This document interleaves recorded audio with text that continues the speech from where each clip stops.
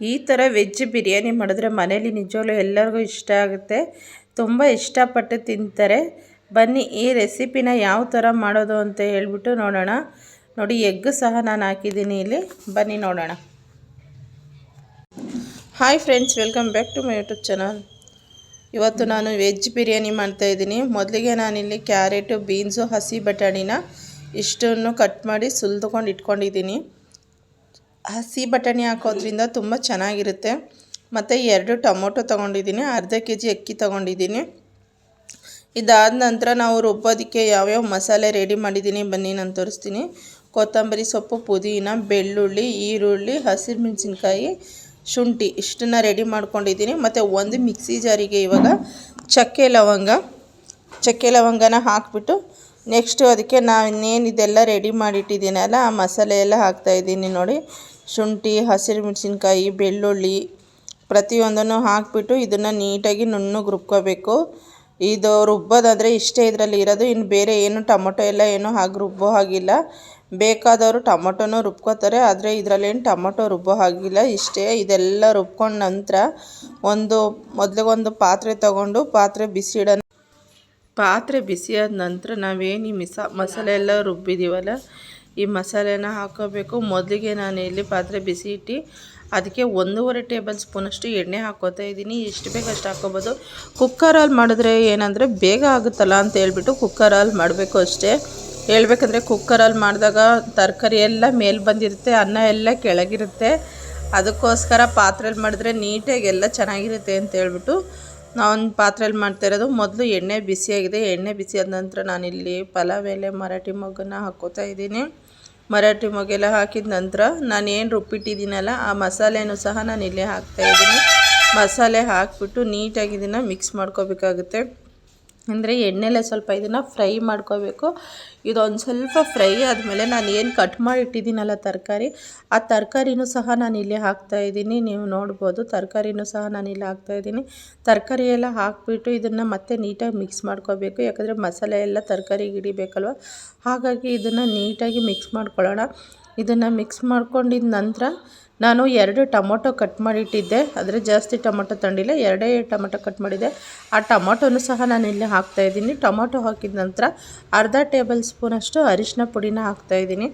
ಅರಿಶಿನ ಪುಡಿ ಹಾಕೋದ್ರಿಂದ ಒಂಥರ ಅದು ಕಲರ್ ಗ್ರೀನ್ ಕಲರ್ ಅಲ್ವಾ, ಇನ್ನೂ ಚೆನ್ನಾಗಿ ಕಾಣಿಸುತ್ತೆ. ಅದಕ್ಕೋಸ್ಕರ ಅರಿಶಿನ ಪುಡಿ ಹಾಕ್ತಾಯಿದ್ದೀನಿ. ಮತ್ತು ನೋಡಿ, ಇದು ಸ್ವಲ್ಪ ಕುದೀತಾ ಇದೆ. ಇವಾಗ ಇದು ಕುದಿದ ನಂತರ ಇದನ್ನು ಮತ್ತೆ ನೀಟಾಗಿ ಮಿಕ್ಸ್ ಮಾಡ್ಕೋಬೇಕು. ಮತ್ತು ರುಚಿಗೆ ತಕ್ಕಷ್ಟು ಉಪ್ಪು, ಎಷ್ಟು ಉಪ್ಪು ಬೇಕು ನಮಗೆ ಅಷ್ಟು ಉಪ್ಪನ್ನು ಹಾಕ್ಕೋಬೇಕು. ನಾನಿಲ್ಲಿ ನೋಡಿಕೊಂಡು ಉಪ್ಪು ಹಾಕ್ತಾಯಿದ್ದೀನಿ, ಎಷ್ಟು ಬೇಕಷ್ಟು.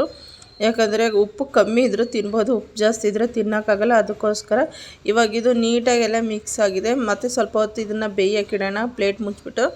ಇವಾಗ ಮತ್ತೆ ನಾನು ಪ್ಲೇಟ್ ತೆಗೆದು ನೋಡ್ತಾಯಿದ್ದೀನಿ. ನೋಡಿ ಯಾವ ಥರ ಆಗಿದೆ ಅಂತ ಹೇಳ್ಬಿಟ್ಟು. ಒಂದು ಕುದಿ ಚೆನ್ನಾಗಿ ಬಂದಿದೆ. ಇವಾಗ ಇದನ್ನು ಮತ್ತೆ ನೀಟಾಗಿ ಇದನ್ನು ಮಿಕ್ಸ್ ಮಾಡ್ಕೊಳ್ಳೋಣ. ಇದು ಮಿಕ್ಸ್ ಮಾಡ್ಕೊಂಡಿದ್ದ ನಂತರ ಮತ್ತು ನಾನೇನು ಅಕ್ಕಿ ತೊಳೆದಿಟ್ಟಿದ್ನಲ್ಲ, ಅಕ್ಕಿನ ಯಾವಾಗಲೂ ಅಷ್ಟೇ ಪಲಾವ್ ಮತ್ತು ಬಿರಿಯಾನಿ ಮಾಡೋ ಹಾಗಿದ್ರೆ ಫಸ್ಟೇ ಒಂದು 10 ನಿಮಿಷ ಮುಂಚೆ ಅಕ್ಕಿ ತೊಳೆದಿಡಬೇಕು. ತೊಳೆದಿಟ್ಟಿರೋ ಅಂಥ ಅಕ್ಕಿನ ನಾನಿಲ್ಲಿ ಹಾಕ್ತಾಯಿದ್ದೀನಿ.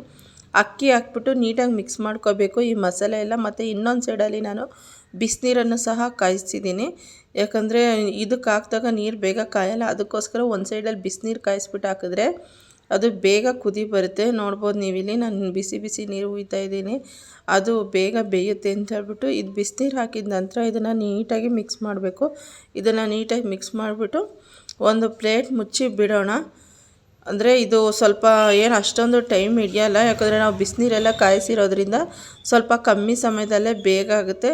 ತುಂಬ ರುಚಿಯಾಗಿರುತ್ತೆ, ಹೇಳ್ಬೇಕಂದ್ರೆ ಇಷ್ಟಪಟ್ಟು ತಿಂತಾರೆ ಎಲ್ಲರೂ.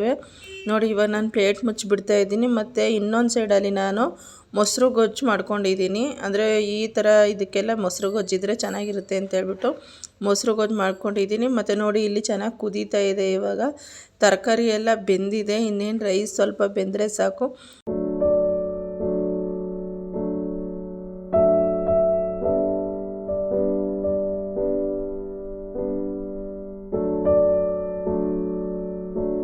ಇವಾಗ ಒಂದು ಹಂತಕ್ಕೆ ನೀರು ಸ್ವಲ್ಪ ಕಮ್ಮಿ ಆಗ್ತಾಯಿದೆ, ಅಂದರೆ ಇದು 3/4% ಬೆಂದಿದೆ ಅಂತ ಅರ್ಥ. ಇವಾಗ ನೀರು ಫುಲ್ಲು ಕಮ್ಮಿ ಆಗ್ತಾಯಿದೆ ನೋಡಿ.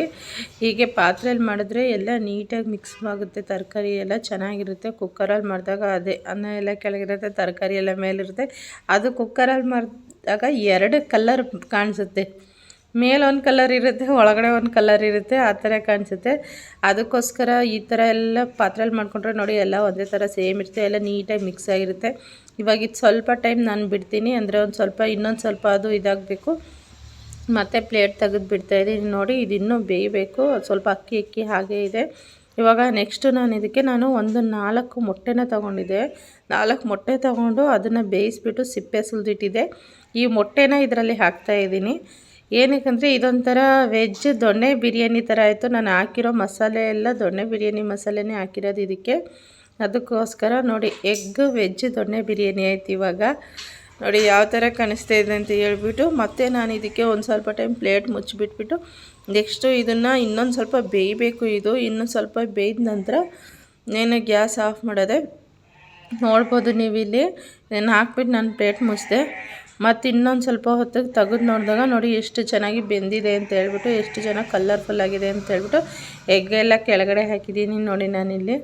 ನಿಜವಾಗ್ಲೂ ತುಂಬ ಚೆನ್ನಾಗಿರುತ್ತೆ, ತುಂಬ ಚೆನ್ನಾಗಿರುತ್ತೆ. ಮನೇಲೆಲ್ಲ ಇಷ್ಟಪಟ್ಟು ತಿಂತಾರೆ. ಒಂದ್ಸಲ ಟ್ರೈ ಮಾಡಿ ಫ್ರೆಂಡ್ಸ್.